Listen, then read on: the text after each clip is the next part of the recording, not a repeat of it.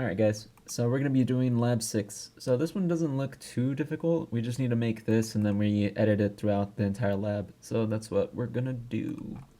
Okay, so let's start off by just making our very first sketch, which is this. So what I want to do actually is I want to set up my global variables first. So I'm going to set up A, I want to set that to 220, I'm pretty sure, yeah, okay. Just so that I don't forget later. 60, C, this is supposed to be 40, yep. And to get to that, by the way, just go up here to SolidWorks tools and then equations, and then that's where you can change them. So on our front plane, I'm gonna make a sketch. I'm gonna just do stuff with lines, just go up. Let me see. Okay. To the right, a little bit of a slant, down, another slant, right, down, whoops, that's supposed to be left, that's fine, down, left, slant again, down, left, and then down, left. Okay. And whoops, you are supposed to be horizontal. Okay. So now we start dimensioning everything. I'm going to set the global variables first. So I'm going to set you to equals A. And there we go. I'm going to set U, I believe. Yeah. U are set to equals B. What, bam. And then U are set to equals C. Whoops. Equals C. There we go. Now I need to set every other dimension. So I need to set U to be 12. I need to set U and U to be 27. I need to set U and U to be 30. I need to set U and U to be 32. I need to go over here, and I need to set the angle between you two to be 40. Yep. Then the distance between you and you needs to be 3. Okay. We're just going up the block. Distance between... I need to check this point and this line. This needs to be 28. You need to be 18. You and you need to be 70. You and you need to be 22. Okay, this angle needs to be 70. Whoops, that's weird.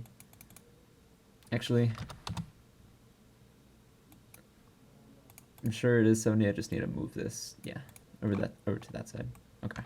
Whoa, that's weird. There we go. From here, I just need to set this to 45. Oh, it thinks that it's, hold on, if I check my things, I think it's parallel to something. What are you parallel to? Because you should not be parallel to anything. Oh, it thinks it's parallel with that one. Well, you're not. Okay, there we go. Smart dimension U and U to be 45. There we go. Oops. And you're still set to 40, right? Yeah, you are. Okay, good. So that's 45, that's 70. I need to set this line and this line collinear with each other because they're the same. Okay. Bring you down. Need to set the distance between you and you to be 2. Okay. So you should have something like this. The only part that's underdefined here is this line, which I can't really find a length for just from this drawing. I don't know if you talked about it in class because the day that I'm pretty sure you guys had this lecture, I wasn't there. But if you did mention a length, just use that. What I'm going to do is I'm just going to use 4 because looking at the drawing, if this is 2, that looks like it's halfway between there and there, so I can assume that this is 4. And when I zoom out, it looks about right. Yeah. So I just assume that that length is 4. Anyways, now with that, let's extrude. Let's revolve this around this axis. Okay, there we go. And this is our part. So we're gonna choose a material to steel AISI 1020. and then go into our mass properties, and this is all of our stuff right here. Okay, so let's edit this to do lab problem number 2, right? So now we need to change up our global variables. So we're going to go over here to tools, we're going to go over here to equations, I'm going to go over here. I make sure that automatically rebuild is checkmarked, so that way it like rebuilds itself as I change the variables. So I need to change this to 230, then I need to change this one to 65, then I need to change this one to 42, and you can actually see the model changing in the background. Okay, and if I go into my sketch again, all of those numbers should be what I just changed them to. Yep, 230, 42, 65. Cool beans.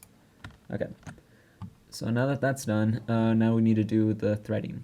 So the threading can just be done with features. Go down here, not that, whole wizard, thread, just say okay to that. Thread locations, start from here, okay. We're gonna make this do a offset of 20, yeah, an offset of 20 millimeters, so from there to there, that's 20.